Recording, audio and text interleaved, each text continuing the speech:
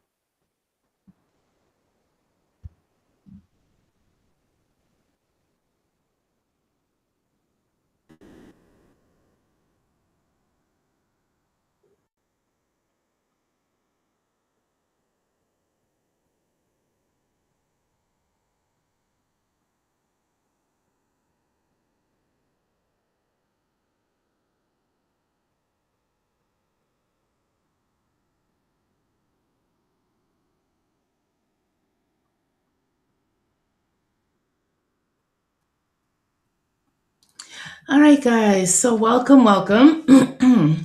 And so, as you know, my name is Theresa. I am here because I have a passion for working with children on the spectrum. And you're here because you're a parent, yes?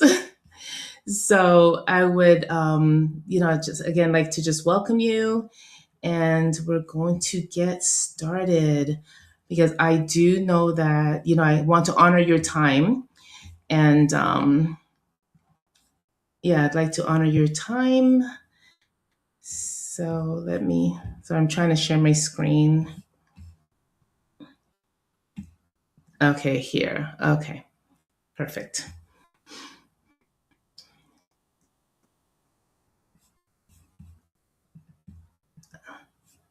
Okay, now it's perfect. All right, guys. So again, working on some logistics here. So please let me know if you can see my screen, if you can hear me. Um, yeah. So for those of you who are in the webinar and Facebook, we're also streaming to Facebook and YouTube and LinkedIn. All right, so again, welcome. Today's training, this monthly training, is about reconnecting with your autistic child. As parents who have autistic children, sometimes it's very difficult to connect with them. And the reason I say reconnecting, because we know when they're babies, when children are babies, we're often very connected because the autism traits don't usually appear early in childhood. So that's the reason for reconnecting. And then there's some parents who say from, the very beginning, their child wasn't really engaging with them.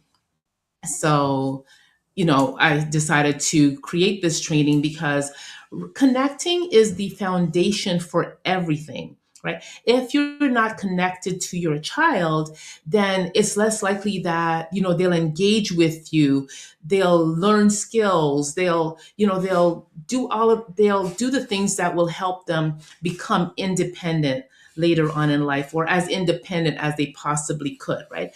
They'll be able to, our goal is to, work on communication. So when we reconnect, we get communication. When we reconnect, we get engagement. So super important that, reconnection is one of our focus, or connecting is one of our is the foundational focus. Okay. All right, so we'll just go ahead. So, on today's journey, we're going to talk about understanding your child's brain, right? Co regulation, connecting, right? Connection strategies that work, navigating the hard moments, and daily connection rituals, because it's really important to have a daily connection ritual, because what you do every day, your child is going to learn. And then I will leave you with a 7-day action plan, because I always like homework. I mean, I personally don't like homework, but I like to give homework. I know it's terrible, right?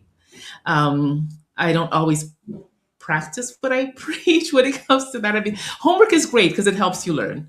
All right. So the fact that you're here says that you love your child and you're willing to learn. And this is where it starts, right?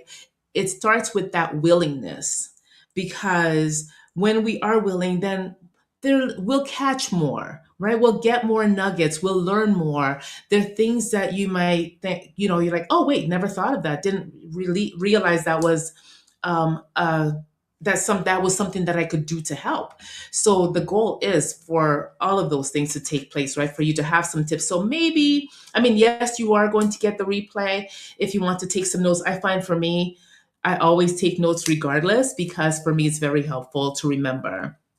All right. Okay, so understanding your child's brain. So there are a few things involved when we talk about the brain. So there are sensory differences. So children may be, and again, remember we're talking about a spectrum. So not every autistic child is going to fall under under these umbrellas. However, you will probably see, okay, from this part, yes, my child. From that part, no. From that, you look at all the different little parts, and then you can basically piece your child together, right? So. Yeah, so sounds, lights, textures, smells, they are intense, and or they can be very intense. I actually interviewed a lady, Joy, recently for my podcast, and she was diagnosed at 41 years old. And she said the day that she was diagnosed, she cried because she was like, now I know why, things feel like they're grating my skin, like certain materials and sounds and different things. And, she had meltdowns at 41. She still has them. And she just couldn't understand why. She thought she was going crazy. And, realizing, okay, that she's, in fact, not going crazy, that she now has this diagnosis. And she said she cried all day out of relief of knowing, okay, there's a label for this, right? And the same thing with children. And I'm going to just encourage you now. It doesn't matter, like if your child is non-vocal, if your child is vocal, whatever it is, for us to help teach them, if we narrate what we're doing, it helps, right? They learn. It helps with their receptive skills and their expressive skills. So, and I digress. For those of you who know me, I just like to pour as much information into you as I can. So following a PowerPoint is honestly not my strongest suit. However, I will try. I created it for a reason to keep me on track, and I'm going to try. All right. So, what seems to calm, what may seem calm to you, right, may be overwhelming to your child. They might hear sounds that you may not hear. They might smell things that you don't smell. And again, clothing can cause some sensory issues. I work with a family, and the mom expressed to me that when her child wears this certain material, his day is going to be off. And the um, school's uniform is made of the material that makes him feel uncomfortable. So his days at school are challenging. So she's spoken to the principal, and they're making different arrangements for him to be out of uniform, or maybe put something under his uniform that will help. Right. So routine equals safety. When a child knows what's going to happen, which is why in our field, we use a lot of picture schedules, because when children know what's going to happen, it helps, right? You and I, we can think of a schedule and know, okay, tomorrow when I wake up, I'm going to do this, that, the other thing. With an autistic child whose executive functioning has not developed, it's like, oh gosh, what's going to happen? So it's like they're in a dark room and things are just all of a sudden happening. So imagine what that does to a child, what that will do to the nervous system of a child, right? So yeah, so it's very triggering. It can be very triggering. They focus deeply on passions, right? So they'll focus deeply on things, and then things that they're passionate about, they focus even deeper on. And a lot of people say, well, they can't focus, especially when a child has been diagnosed with ADHD and autism. It's very challenging because they will focus on things that they are interested in, and it's really important that we recognize that. And meet them where they are. I always tell parents, go into your child's world, and then you can slowly bring them out into your world. But it starts with going into their world. And I usually use the analogy of, you put me in the middle of China, I can't understand anything. The symbols, like not the writings, nothing. The language, nothing makes sense to me. And I'm hungry, I have to use the bathroom, I'm tired.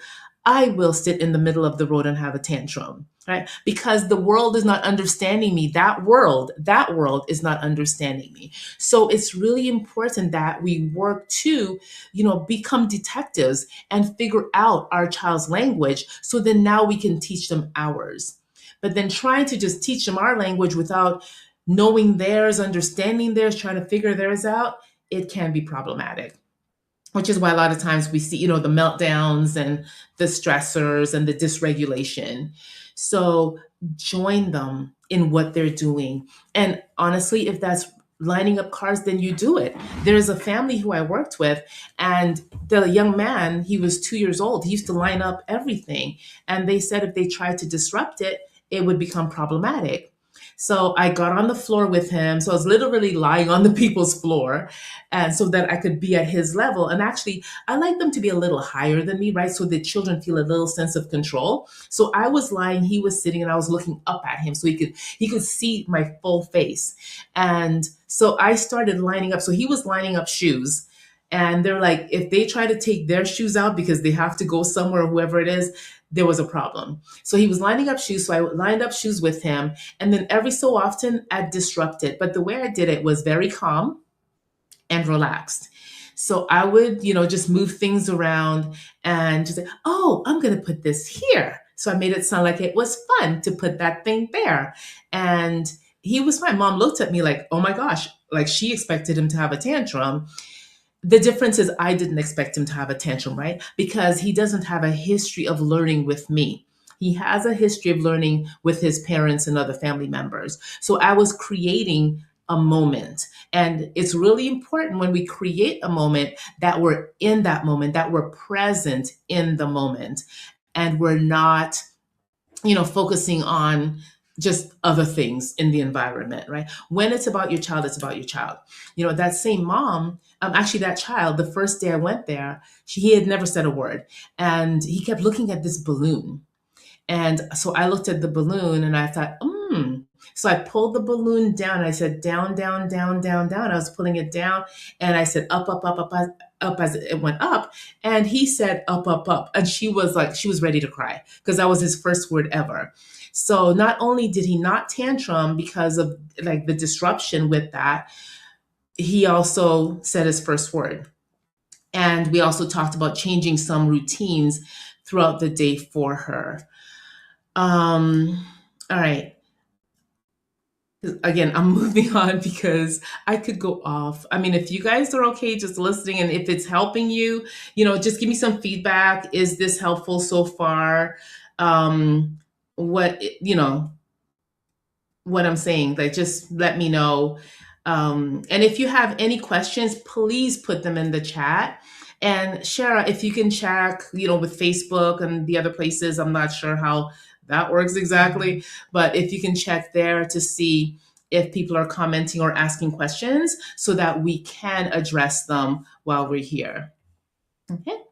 All right. So I will move on. Right. So behavior is communication, right?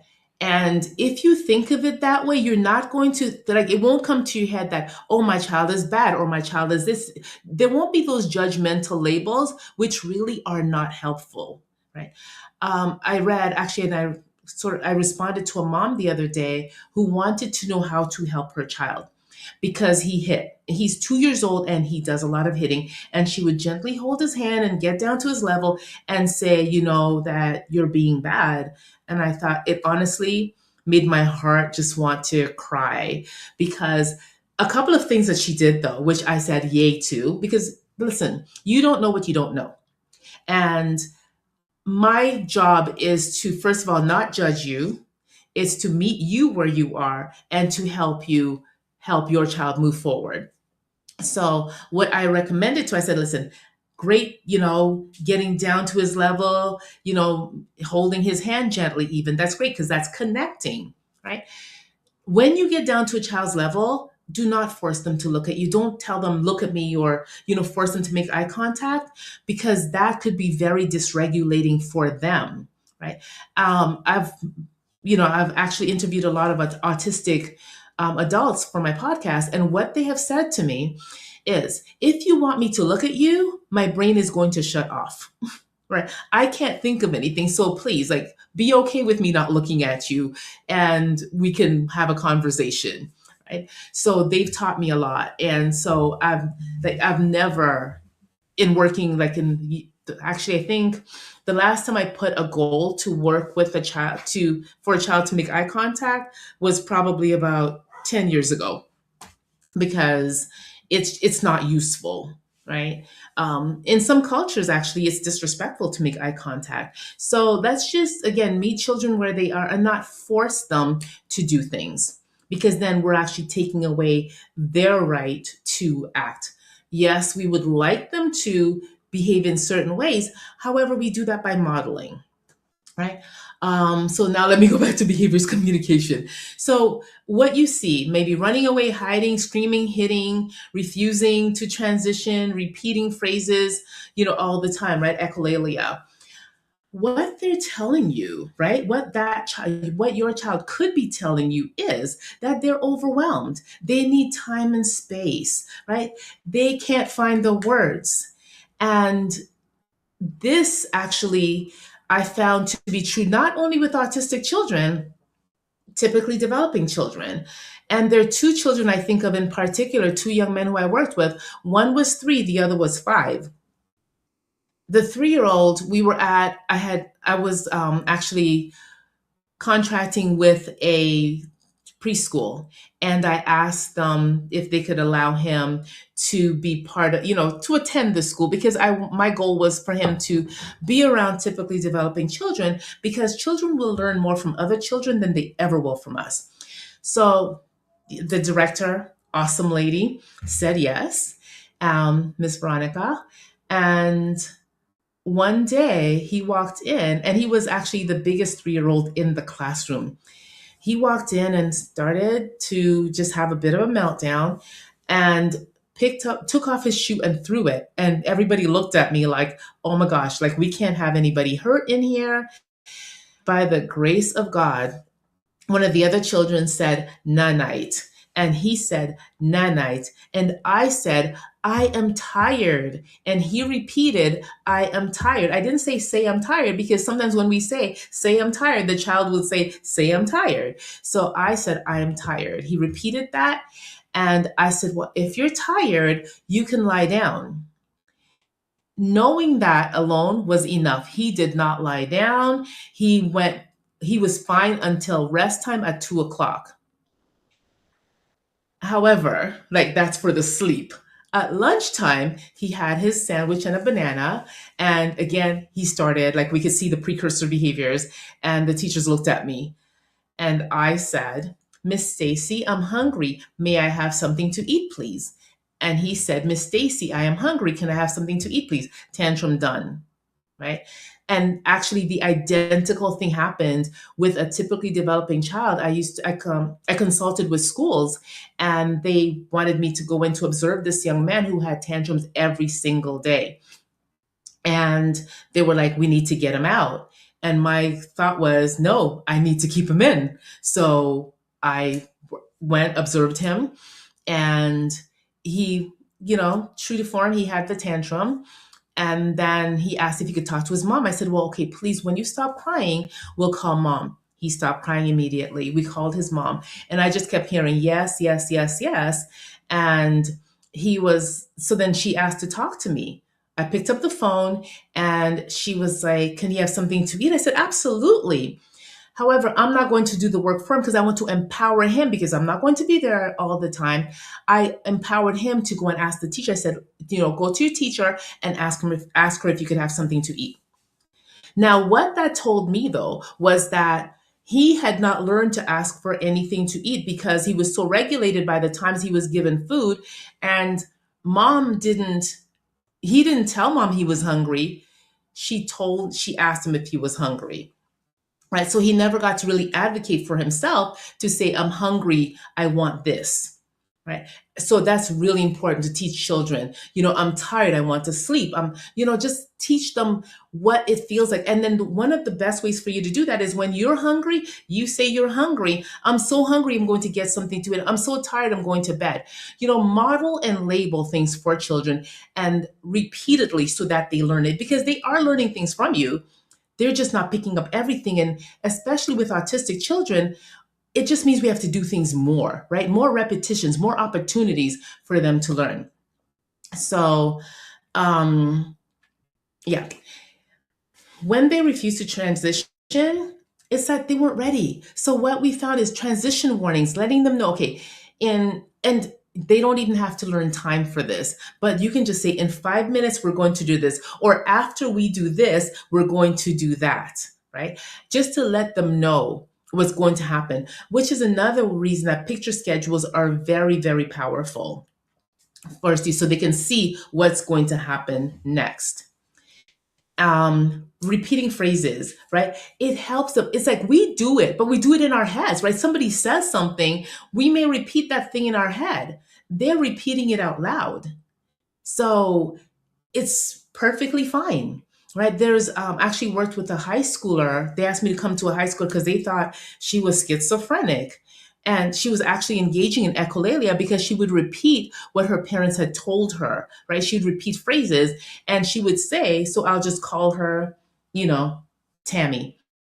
And she'd say, Tammy, you're not supposed to do that. Tammy, So these were the words, the voices of the people in her life telling her these things. And that was what she was using to regulate herself. So it wasn't that she was, schizophrenic or whatever. She was echolalic.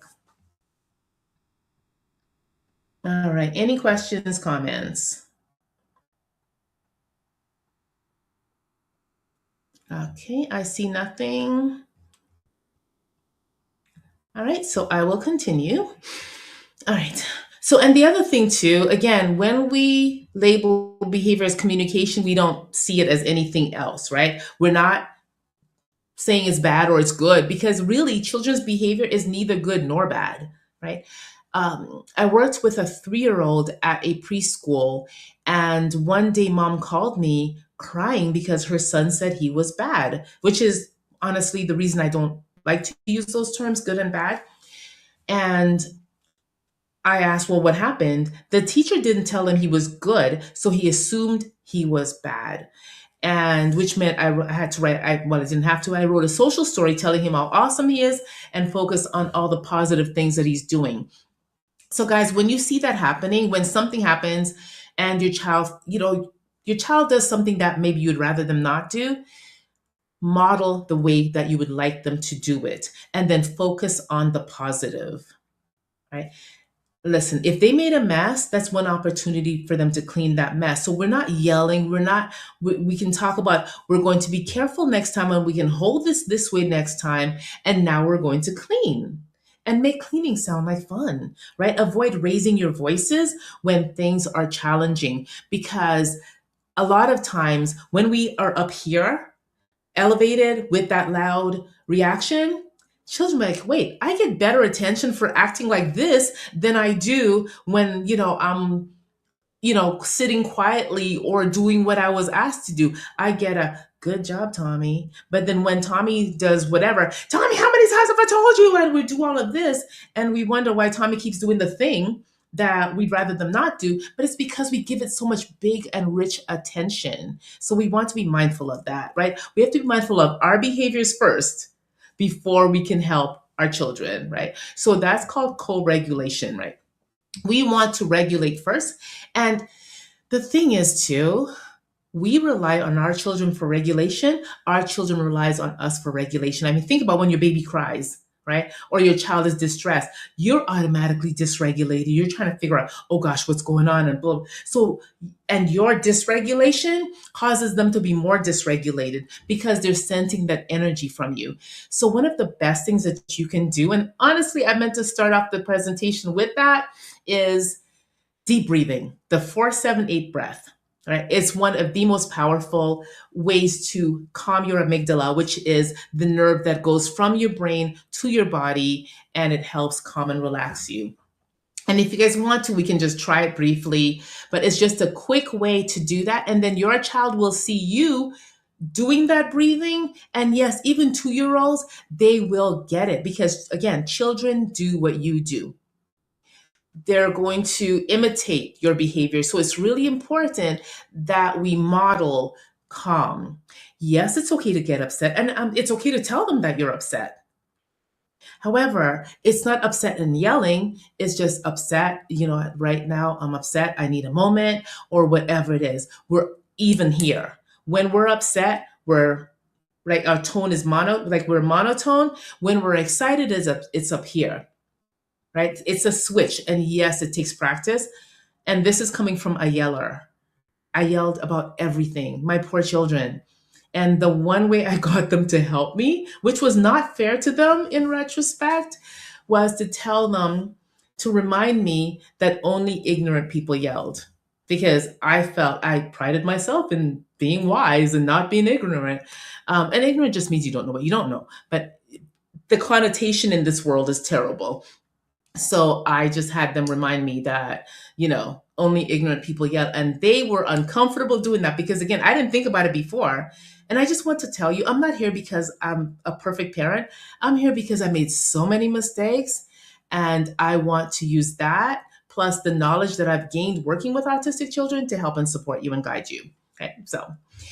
Um, so this, again, I'm a reformed yeller and my poor babies were traumatized. However, it didn't do anything, right? I remember one day my son Dre came home and he's like, "Mom, it's scary when Auntie Grace gets upset." And I was like, "What do you mean?" She spoke slowly and softly. That was more scary to them than my out of control tantrum because that's what it is, right? At For a child, we call it a tantrum. When we have a tantrum, we call it yelling. So just something to be mindful of. And again, not expecting perfection. Every day you wake up and put your feet on that floor and say that you've got this, that's another win, right? And if you start regulated, it's less likely. Like you start up here, give yourself this is a great day. And you can say to your child, "Wow, today is awesome." And just say all those things because then they're starting up here and it's really hard to go down to zero. But when you start at zero and you go below, your day's already tanked before you've started. Okay. All right. So before your child can regulate themselves, they need to borrow your calm, right? You are their external nervous system. They're going to get everything from you. So again, ground yourself first. So the deep breaths, you make them deep into your belly because if we breathe into our chest, it actually makes us more anxious. But breathing into your belly, which can be challenging for some people, but the way I do it, I put my hand on my belly, and when I breathe in, my hand goes out. When I breathe out, my hand goes, towards my back. So you breathe in for 4. So breathe in, 1, 2, 3, 4. Hold for 7.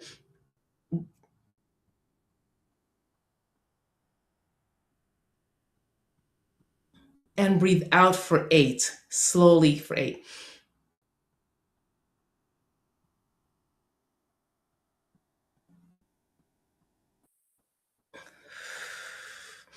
And you do that a couple of times, it's really difficult to be dysregulated. And then when your child sees you doing it, they're likely to do it. All right. Another thing, follow their lead, right? When when you regulate yourself, they're going to regulate. And then again, whatever they're doing, then you're going to match that. You're going to go with them. You're going to get into their world, get to their level. And when they are dysregulated, you're not going to use a lot of words. Please use as few words as possible. When they've done something, when they're excited and happy and all of that, use their names a lot and use a lot of words. When they're dysregulated, use few or no words. You can just let them know that you are here. And your voice, your tone, your body language should say that, which is why it's really important to be at their level. I hope that makes sense. Okay. All right. So read their state, right? When their body's calm, relaxed, they're able to, they can do the things, they're engaging with you. And I honestly don't like the word able, but most people use it because just because I'm able to do something, it doesn't mean I'm going to do it, right? And when we think of it, things in that way, it's like, well, they're able to do this and they're not doing it, that leads to frustration. So they are doing the thing. If they're not doing it, then we want to figure out what is going on, right? So again, so when you look over here in the blue zone, they're regulated, right? They're open to transitions, they're engaged with you, they hear you. When they're not, they may be more like they may have more sensory issues, more sensory concerns. They don't want you to touch them, and it's so crazy. I remember a young man taught me this. Was I'm a toucher, I'm a hugger. So I went up to him. He was dysregulated. I went up to him and I thought maybe putting my hand on his shoulder would help him. And he's like, I don't like to be touched. And I was like, please forgive me. I didn't be. And I just stepped away. And I didn't say another word. I just stayed close and just said, I'm here. And I breathed deeply into my belly, and he actually regulated. And he was like, what did you do? I said, well, I was breathing deeply, and then you started to copy my breathing, and now you're calm, right? So it's just, again, we model for children the behaviors we want them to imitate. If they're doing something that you're like, first examine your behavior to see where they could have gotten it from, right? Children cry, they hit, they run away. And again, that could just be their bodies also telling them, okay, this is what we do. Like, for instance, hitting, right? I know for me, if a word won't come to me, I'm doing something physical, right? It might be like doing this, like I'm doing right now, or, pounding on something, because we go to physical because our brain, our prefrontal cortex, it's not working. It's like shut down and we're in flight, freeze. And the world is not designed for autistic people. So studies show that they're almost always in a flight, freeze moment. They're always feeling like they're in danger. So it's really important that we regulate ourselves so we can help them feel safe, right? Okay, any questions, comments? Nope. Okay.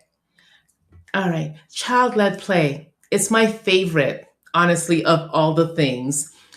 I always tell parents, spend 15, 20 minutes a day, because to you, 15, 20 minutes is not a long time. However, to a child, it's forever. And you might say, I'm busy, I'm this, and I'm that. However, when your child becomes, or if your child becomes dysregulated, you take 15, 20 minutes, an hour, however long it is, to deal with that.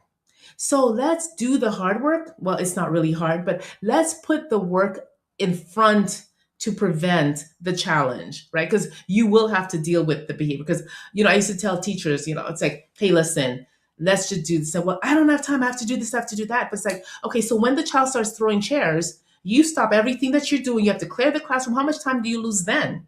Is it not worth it to put those 15 minutes, ahead in place, so that they feel seen, they feel heard, they feel understood, right? They feel that you get them, they feel valued, right? So that 15-minute time, there's no electronics, right? No electronics. You're allowing them to pick an activity, right? Because think too, when children are using electronics, unless they're like tech geniuses, they're not really creating anything, right? They're just passively watching things.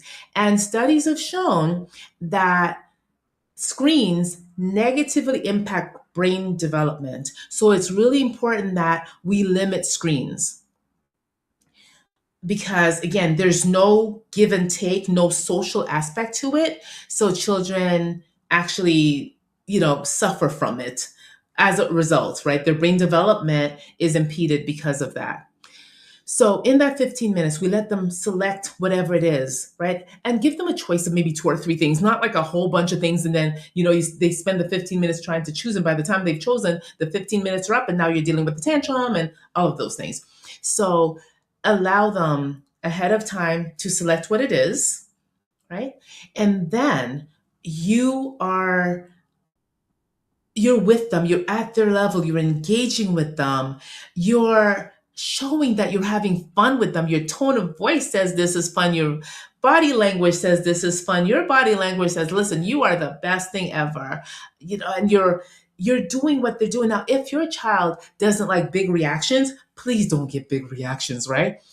Be where they are, because then that could be also dysregulating. So if they're more, if they respond more to a calm interaction, then that's what you do.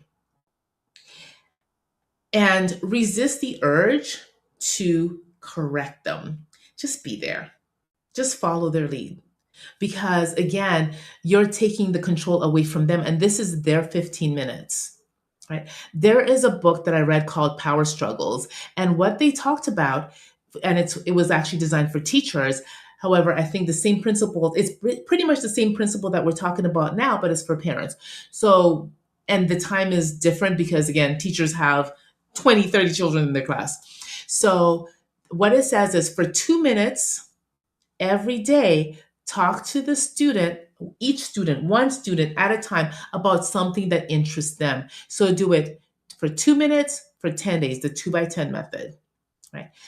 That's the way to connect. You're bonding with the child, you're bonding with the student. But again, like I said, with the child, with your child, make it about 15, 20 minutes.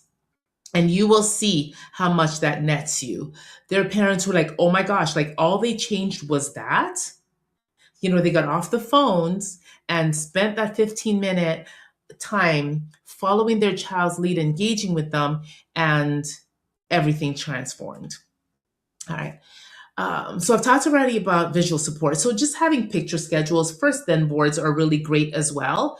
And if your child reads, it doesn't have to be a picture schedule. It could be words, right? Timers are great because they can see how long they have with an activity, and um and then too, when they can predict when it's time to transition. Okay? If your child is non-vocal and uses an AAC device, then absolutely, I'm familiar protocol to go. There are a lot of new ones now. But yeah, however your child communicates, meet them there and use that device. Think of the thing as their mouse. I have heard of and I have seen children in places without their devices. And I'm like, or whether they're using, PECs or an AAC device, it should always be where they are. It's like walking away from your mouth. They're not, you were taking away their communication and leaving them, without a way to express what they're feeling, thinking. Right. Um, yes, we honor echolalia, right? So we respond not by, we respond to them like, okay, what I think you're trying to tell me, like if they're at that level where they can, right? So you want them to correct you and you want to know that you got it. If the child is younger, you can say, oh, do you mean this or do you mean that? Right. And again, we're looking at the intent of the words, not exactly what they're saying. So, and the reason I say, like, you can ask them if they mean this or that. Sometimes they may repeat the last thing, but then the message is really in like somewhere in the middle of that. And sometimes um, if their articulation's not clear, right? We want to make sure that we're empowering them and not trying to frustrate them by having them repeat the same thing over and over again that you didn't understand the first 3 times that they said it. So we want to just make sure we're honoring them and not making it frustrating for them, right? And I think I already said that during stress, use fewer words and Yeah. And when things are going wonderfully, then we're excited and using more words.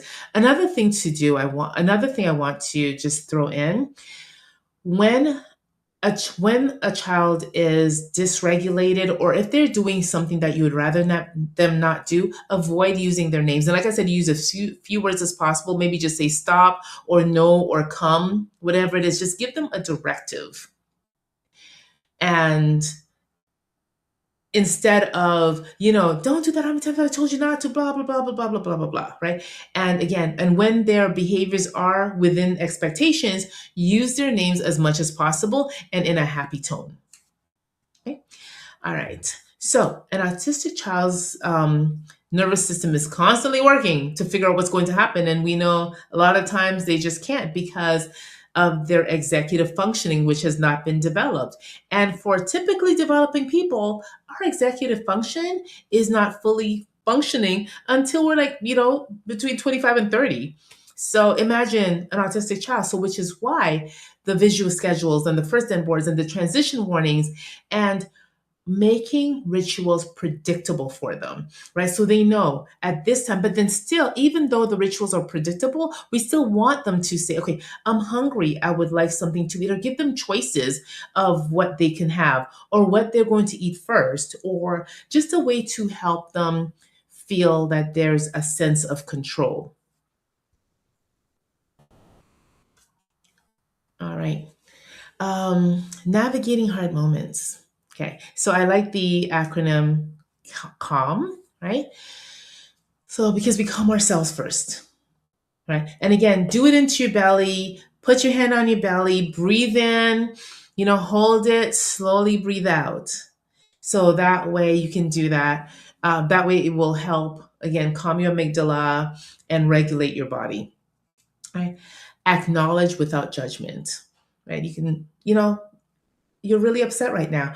And again, it depends on the child because, again, we want to use few words. So it could just be, I'm here, right? No lectures, just here. Okay. They may need you to dim the lights, right? Lower stimulation, the noises, the lights, maybe the smells, the just things in the environment that could be overstimulating. Right?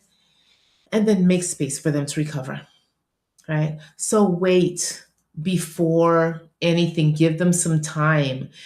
Um, they may need a hug, they may need a snack, they may just need some water. Water is really powerful in helping children regulate.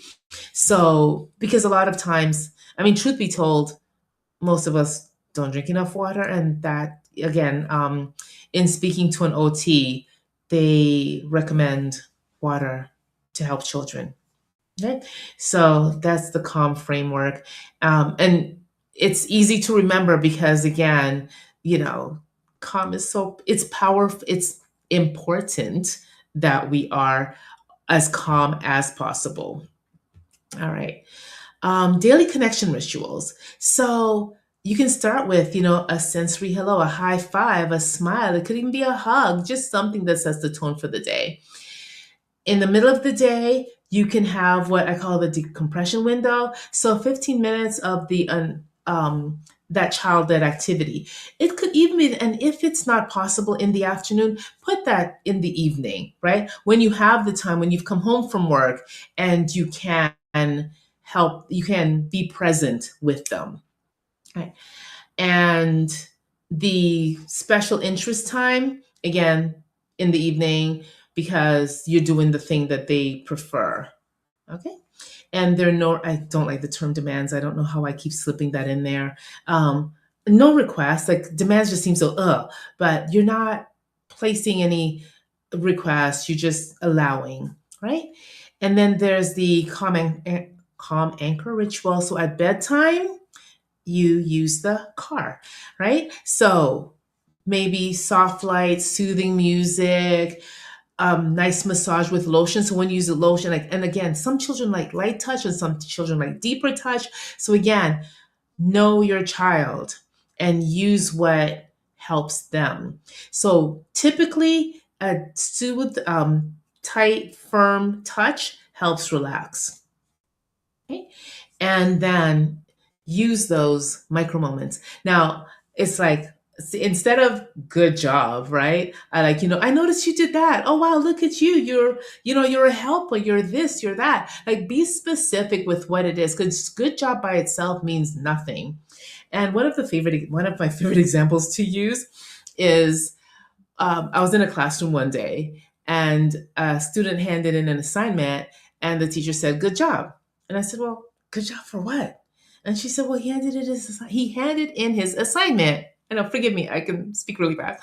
And I said, "Well, right now he's picking his nose. So you're saying basically, good job picking your nose."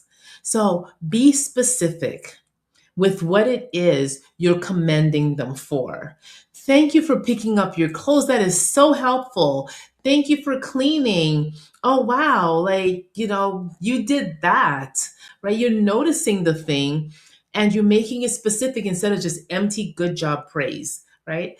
There's a little girl who, came to a clinic where I used to work, and we were waiting for her BT to come. So I thought, oh, let me just engage her. So there were colors on the wall. So I point to the color and I said, yellow, because I wasn't sure if she knew colors. Like, this was my first 2 minutes meeting her. So I pointed to yellow and I said, yellow. And she said, yellow, good job.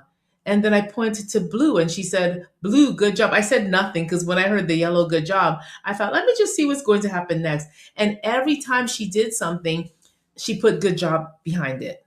So be mindful of that, right? It's just, use um, like job talk, right? You put an ER, you are a learner, you're a helper, you're a sweeper, whatever it is. Use those terms, because good job and smart, they actually work against you. Right? When studies show that when you tell a child they're smart, they don't become smarter, because smart is such an empty word. It's not specific. So if your child is really good at math, you're a mathematician. Reader, you're a reader. You're a learner. You're a helper. You're, a cleaner. You're whatever it is. Put ER on the end of it. Make it a job talk, right? They turn off the lights. Oh, thank you. You're, saving the environment, or you're an electrician, whatever it is. Just find a term that removes good job out of there, because again, it doesn't mean anything. All right. So this is your 7-day connection challenge, right? So day 1, 15 minutes of child play. No agenda, no teaching. You're just being. And let me tell you, they will learn so much from you in that time. You would be surprised. Right? Because children do what you do. They don't necessarily do what you say. They will do what you do, right? Because think, you're telling them, oh, don't do this while you're doing that. And what do you think they're going to end up doing? So identify 3 behaviors as communication. That's day 2. Right? What 3 behaviors can you identify as communication? And then what I'd like you to do is, what were they communicating? Right? And these are just to help you to be mindful of what's going on in your child's world, because we just go through our days just so quickly and nothing happens. So it's just really important that we go through our child's day. We go through the day mindfully, right? Okay, so day 3, practice co-regulation. So something's going down, your child's upset, breathe first before you respond, because we want to avoid a knee-jerk reaction, which is really not going to help at all, right? Because your child is only going to learn, when I do this, mom does that. So this is how I should respond to these situations. Okay. Day 4, create one visual support for a daily challenge. So something that you're having struggles with, create a visual support for that. So if the picture is, getting dressed or putting your shoes on or whatever it is, have a visual support. And you can actually even have, I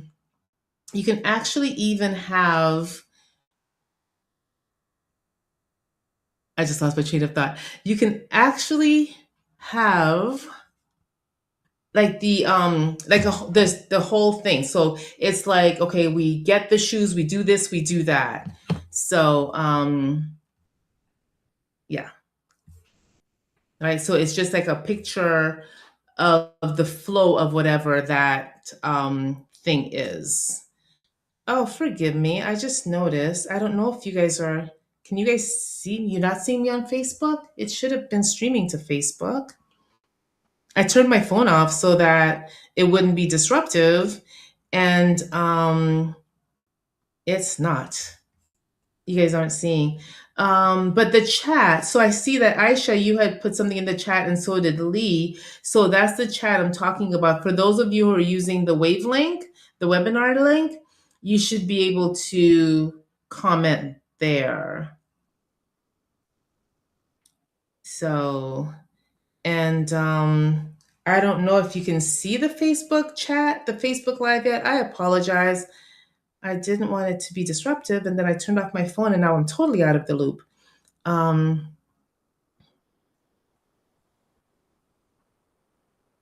Yeah, forgive me. Okay. So on day, hang on, give me a moment. Okay, so we're on day 4.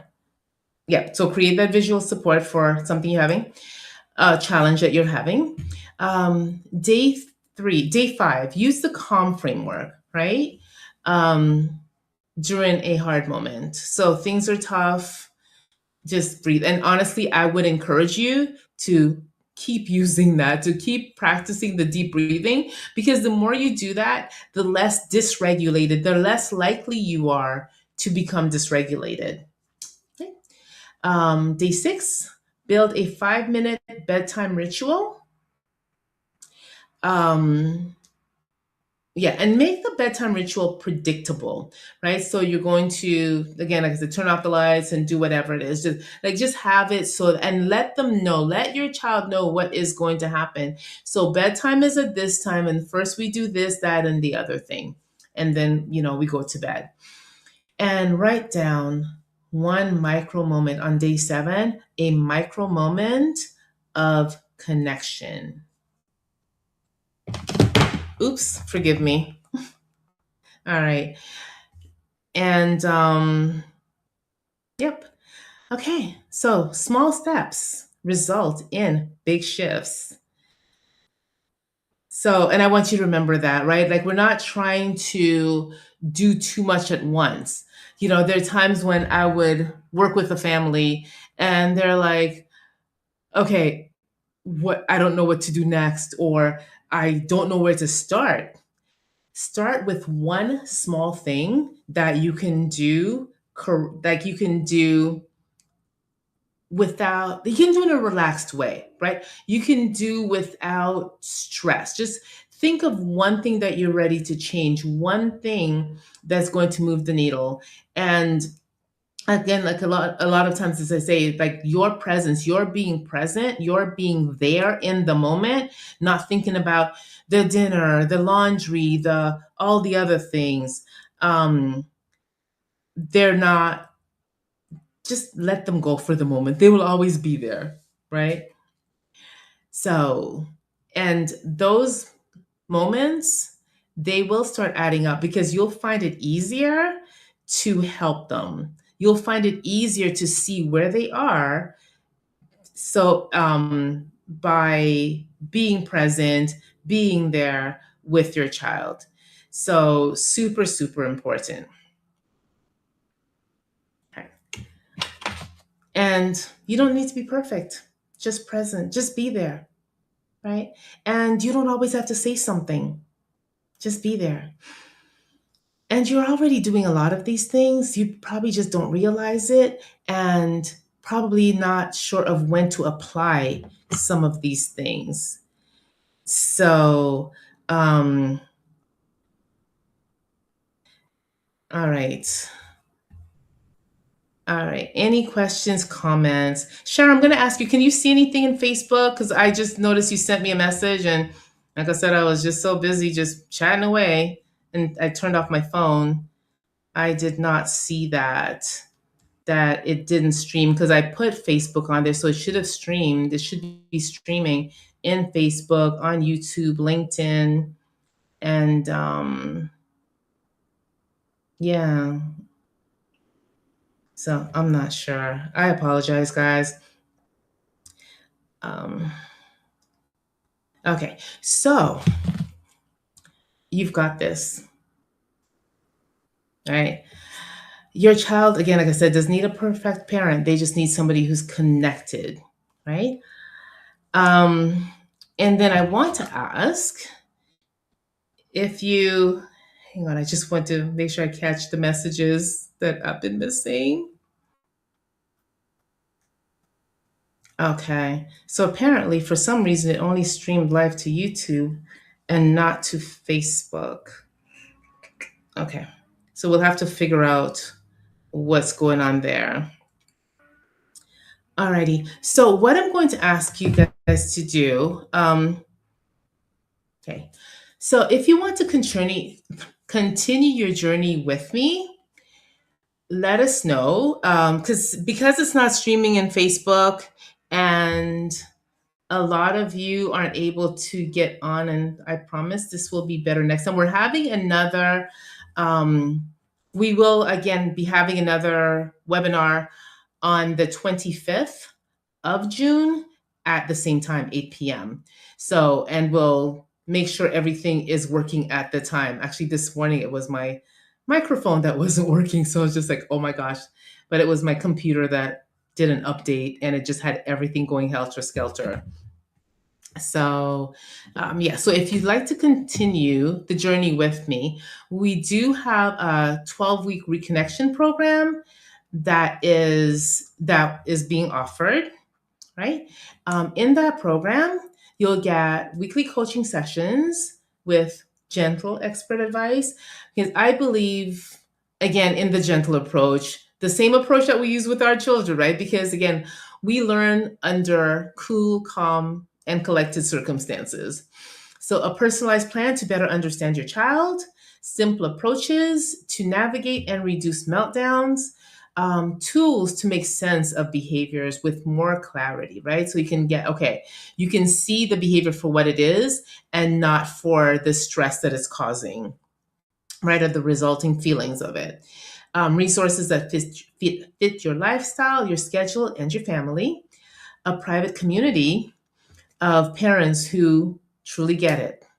Practical daily rituals that you can start with right away, and strategies for nurturing your well being. Because again, it starts with you. If you're not feeling regulated, if you're not feeling calm, it's just not going to work. Okay. Okay, got it. Sorry, I was just checking. So yeah, and actually, it's the same chat box that you um when you got on earlier and let me know that you couldn't see me. I don't know if you still have access to it. Yeah, that's where we comment. So if you have any questions, you can put them there. I can see Lee and Aisha are there on Wave. They've commented. So, alrighty. So over 12 weeks, you'll experience more calm and ease, deeper understanding, less second guessing, because we know, like, when we try this, we try that, and in the moment it becomes very frustrating because we don't have a plan, we don't have a game plan for this. And when we develop a game plan, then it makes it a lot less stressful and we can really engage with calm. Okay. So I'm offering, right, just for a couple of people today, we have some special pricing. And I'm going to ask, actually, I'm trying to figure out how to do this. Actually, you know what? Do me a favor. Let us know. Shara, I don't know if you can post the email address. Because things are kind of funky right now. If you guys are interested in the program, please let me know. It does come at a cost, but today only, I'm offering it again because, again, our systems are not exactly flowing right now. I'm offering for today the program is $1.97, goodness, $197 a week, right? And as you know, if you receive ABA services, it's a minimum of $100 an hour. So for that, you'll get the ongoing support, weekly guidance, and real life application. And the the cost for the whole 12 weeks is $19.97, down from $29.97. So if you are interested, for those interested, please reach out to us. The email address is we care if you want, again, if you're interested in the program or if you just have questions, you can email wecare@parentingonthespectrum.co, and we'll discuss the options and move forward. Now, with everything that I've said, and I know I've said a whole lot, and I can't believe I've kept it almost to an hour, can you see how this will help you, how it will make your life easier, how you can apply it, some of the strategies that I've spoken about? Can you see how that could help you at home? All right, make your life a lot easier. And if so, like I said, reach out to us, contact us, let us know. And yeah, your child's just looking for you to show up. And I'm here to help you show up in the best way that I can. My team and I can support you and be there for you and guide you through the process. All right, so that is it. And I'm just trying to see if there are any questions over here. Okay. All right. So any questions, comments, concerns before we sign off? All right. So we will we'll send everything, all the information. You guys, again, you'll have access to the replay, and we'll see you next month actually not next month, this month, June 25th at 8 p.m. Eastern. And we've actually used the feedback that we received from this session to tailor the presentation for the next month's So a lot of people mentioned that meltdowns were a thing. So it's going to be on peaceful parenting, right? We're going to talk about how to prevent and manage those meltdowns so that so you can parent more peacefully, right? Your life will be more peaceful. Your child will be more engaged. And yeah, just to make things easier for you. Okay, so I hope this was helpful. And I thank you, everyone, for being here. And we'll see you next month. We'll see you on the 25th. All right.